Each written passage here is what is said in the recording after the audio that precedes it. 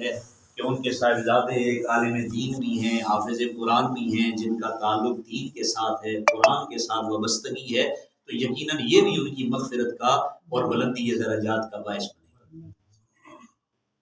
یہ حدیث پاک جو تھی یہ یہاں پہ ختم ہو گئی۔ اس حدیث پاک میں صرف 3 اعمال کا ذکر ہے، لیکن ایسا نہیں ہے کہ اور اعمال کا فائدہ نہیں۔ ایک اور روایت ہے، مشکات کے اندر ہے، میرے کریم آقا صلی اللہ علیہ وسلم نے ارشاد فرمایا کہ جب قیامت کا دن ہوگا نا، اللہ رب الجلال ایک بندے کے لیے اعلان فرمائے گا کہ اس بندے کے درجات کو جنت میں بلند کر دیا جائے۔ اس بندے کے درجات جن اعمال کی وجہ سے بلند کیے جا رہے ہوں گے نا، وہ بندہ بڑا حیران ہو جائے گا، اللہ کی بارگاہ میں عرض کرے گا انا لی ہذہ، ہے میرے مولا یہ جن اعمال کی وجہ سے تو میرے درجات بلند کر رہا ہے، یہ اعمال تو میں نے کیے ہی نہیں۔ یہ ایصال ثواب، یہ اعمال تو میں نے کیے ہی نہیں جن کی وجہ سے تو درجات بلند کر رہا ہے، میرے مولا یہ درجات بلند کیوں ہو رہے ہیں؟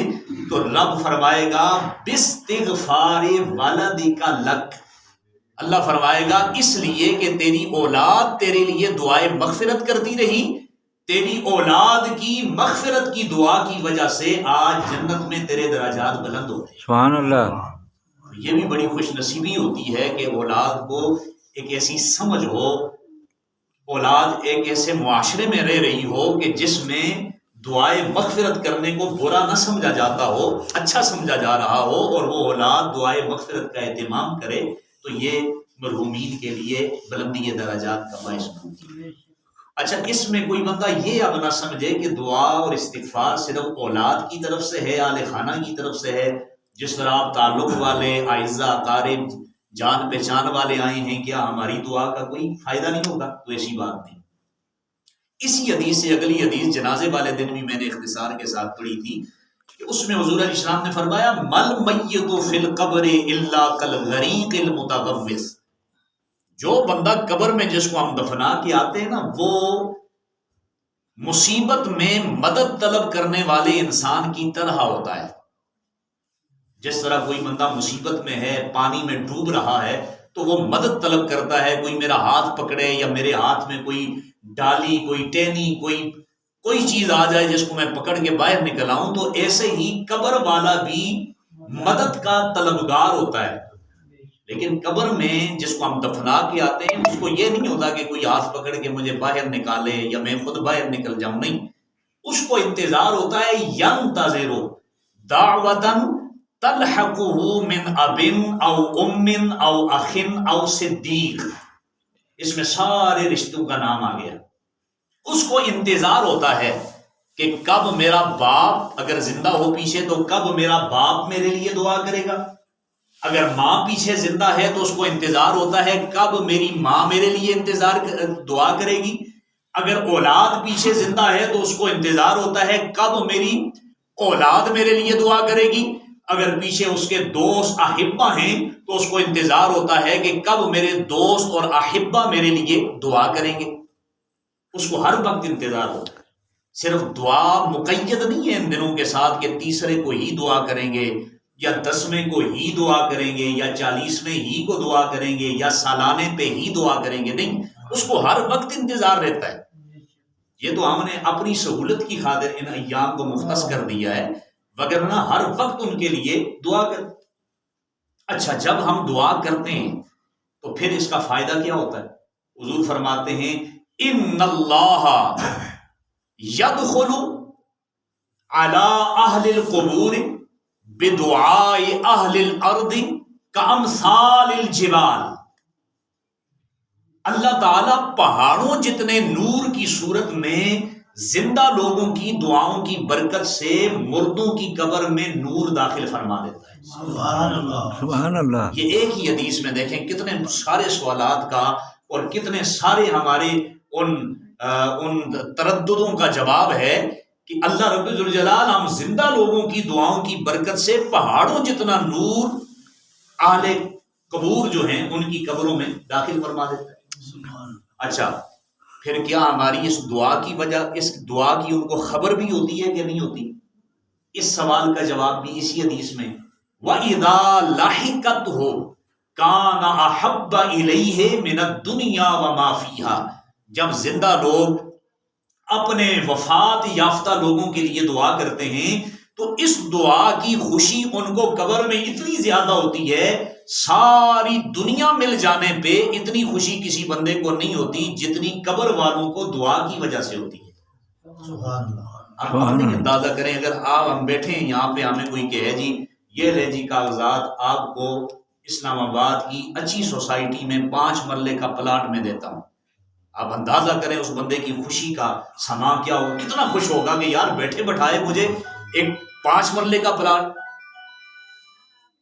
صرف چھوٹا سا ٹکڑا مل جانے پہ انسان کو کتنی خوشی ہوتی ہے۔ لیکن یہاں حضور فرماتے ساری دنیا مل جانے پہ بھی اتنی خوشی کسی بندے کو نہیں ہوتی جتنی زندہ لوگوں کی دعا کی وجہ سے قبروں میں قبر والے کو ہوتی ہے۔ یہ حدیث پاک یہاں ختم ہو گئی۔ اب آئیں ایک اور حدیث پاک آپ کو سناتا ہوں۔ اس حدیث پاک میں 7 اعمال کا ذکر ہے جن کا ثواب قبروں میں اللہ تعالیٰ قبر والوں کو پہنچاتا ہے۔ یہ حدیث پاک میں مشکات کے اندر موجود ہے۔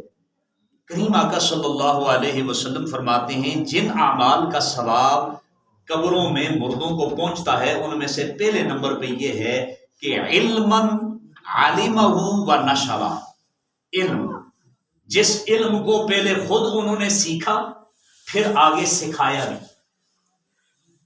جو علم، جو ہنر انسان خود سیکھتا ہے اور دوسروں کو سکھا کے جاتا ہے، اس کا ثواب ختم ہونے والا نہیں ہوتا۔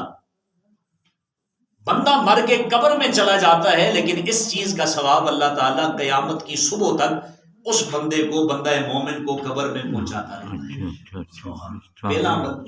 دوسرے نمبر پہ فرمایا وَلَدًا صَالِحًا تَرَكَهُ، وہ نیک اولاد جو انسان اپنے پیچھے چھوڑ کے جاتا ہے، اس نیک اولاد کا بھی اجر و ثواب اللہ کبھی ختم نہیں ہونے دیتا، اس کا اجر و ثواب بھی اللہ اپنے کرم سے، فضل سے مردے کو قبر میں قیامت تک پہنچاتا رہتا ہے۔ سبحان اللہ۔ ایک اللہ یاد کر کے جائے، 2 باتیں ہو گئی۔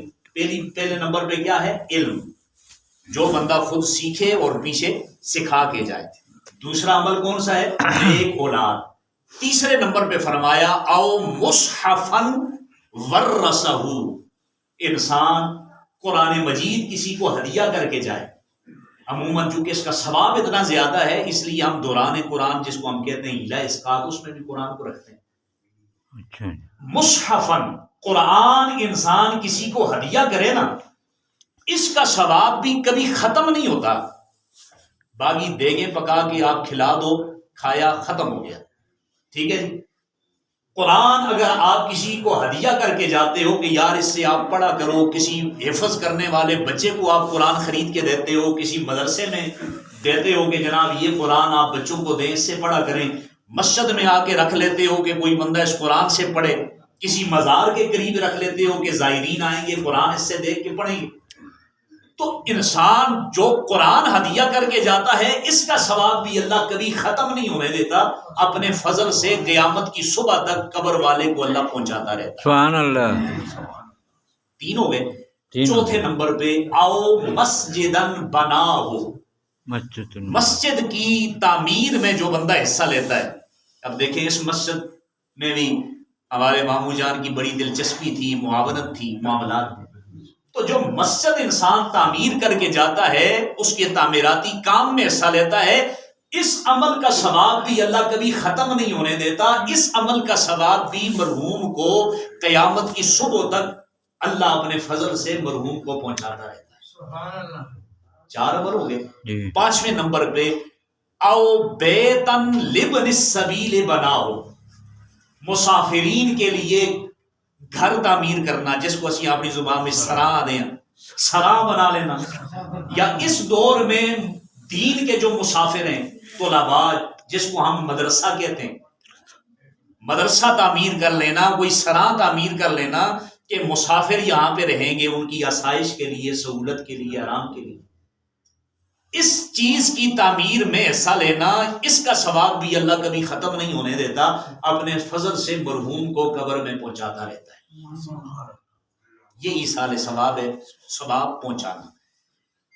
چھٹے نمبر پہ حضور علیہ السلام نے فرمایا او نہرن اجرا ہو، بندے نے نہر جاری کی، یعنی پانی کا بندوبست کیا، کنواں کھدوا دیا، نلکا لگوا دیا، تو یہ پانی کا انتظام کر کے چلے جانا، اس چیز کا ثواب بھی اللہ کبھی ختم نہیں ہونے دیتا، اپنے فضل سے مرحوم کو صبح قیامت تک پہنچاتا رہتا ہے۔ سبحان اللہ۔ اور ساتویں نمبر پہ حضور نے فرمایا او صدقۃ اخرجہ من مالہ فی صحتہ و حیاتہ۔ دیکھیں ہم ویسے صدقہ تو کرتے ہیں، لوگوں کی نیچر یہ ہے جس کو اللہ تعالیٰ قرآن میں ارشاد فرماتا ہے کہ وَإِذَا أَنْعَمْنَا عَلَى الْإِنسَانِ أَعْرَضَ وَنَأَىٰ بِجَانِبِهِ وَإِذَا مَسَّهُ الشَّرُّ فَكَانَ، اور ایک جگہ ہے فَكَانَ ذُو دُعَاءٍ عَرِيضٍ، کہ جب بندہ نعمتوں میں ہوتا ہے نا، صحت بھی اچھی ہے، آمدن بھی اچھی ہے، اولاد بھی صحت مند ہے، سارے معاملات ٹھیک ہے نا،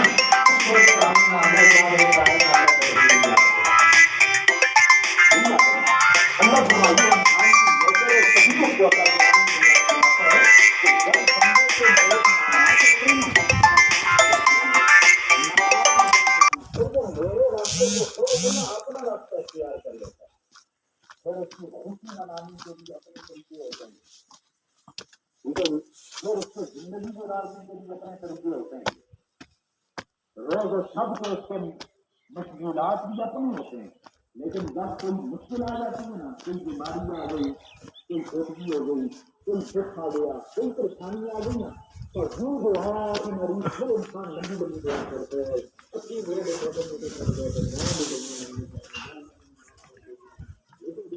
قاری صاحب کیسے؟ قاری صاحب